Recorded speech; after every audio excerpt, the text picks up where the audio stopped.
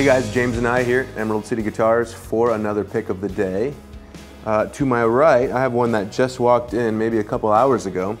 It's a real special one. It's a 1959 Fender Jazzmaster in the original tri-sunburst finish. Now these are really special, more rare guitars, and mainly for the gold anodized pickguard, as Fender only was using these pickguards throughout '58, which was the first year of production, and about halfway through '59. Another special thing about this particular year, up until '62, they were using Brazilian rosewood for the fingerboard, which is my favorite, as I've said many times before on these videos. Now the Brazilian rosewood fingerboard on this guitar is in really good condition. There is one small divot on the first fret, not too noticeable. Otherwise, this thing is in killer condition. It has had a refret by our very own Mark Tossman, who does some of the best work that I've ever seen, as well as a brand new nut. The nut and the frets are all included with the guitar. If you decide to buy this thing, you will have those in the case. Now, as I said before, Jazzmasters are my favorite Fender model. One of the main reasons is because of these pickups. Now, originally this guitar was meant to appeal to jazz guitarists, hence Jazzmaster. So by design, these pickups were a lot warmer, a lot thicker, but still maintaining that Fender twang. Another thing to notice, these early Jazzmasters had a patent-pending trem arm system still. They hadn't had the patent until about '62, I believe, as well as the amber switch tip, which was on the early Jazzmasters as well. She came with an alder body, a maple neck, which is, as you can see here, in just really great condition. The tuners are all original, in really good condition. The gears are working perfectly. A little bit of buckle rash on the back, which is totally cool, adds character to the guitar in my opinion. If you decide to purchase this guitar, you'll also get the original knuckle buster case. And something special about this case is, looks like it was shot. It has a bullet hole going right through it. Apparently the guitar wasn't in the case. There's no bullet hole in the guitar itself. So I'm not going to talk too much more about the circuitry and all the switches on this guitar. We did a couple videos in the past that mention all that. So for the sake of time, I'm going to move on. We're going to be plugging this thing in to a 1959 Fender Bassman. This Fender Bassman has a story to it. It is not the original cabinet. It was put together by Andy Marshall of THD Electroharmonix himself.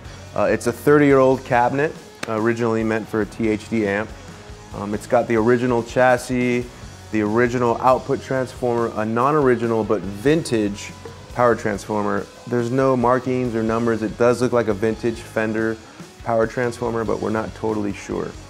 As far as the speakers go, we have 4 Model Q Jensen 10-inch speakers, 257s and 259s, so error correct. That sound just badass. Powered by 6L6s, this thing rocks. If you have any other questions about this amp, feel free to give us a call and we can send you photos of the chassis, of the transformers, anything you like to see. Now I'm going to be running this guitar through 2 pedals, one of which is a Electroharmonix Holy Grail reverb pedal, and to its left, a Supro Tremolo that we just got in here at the store that I'm actually really impressed with. So let's see what she sounds like.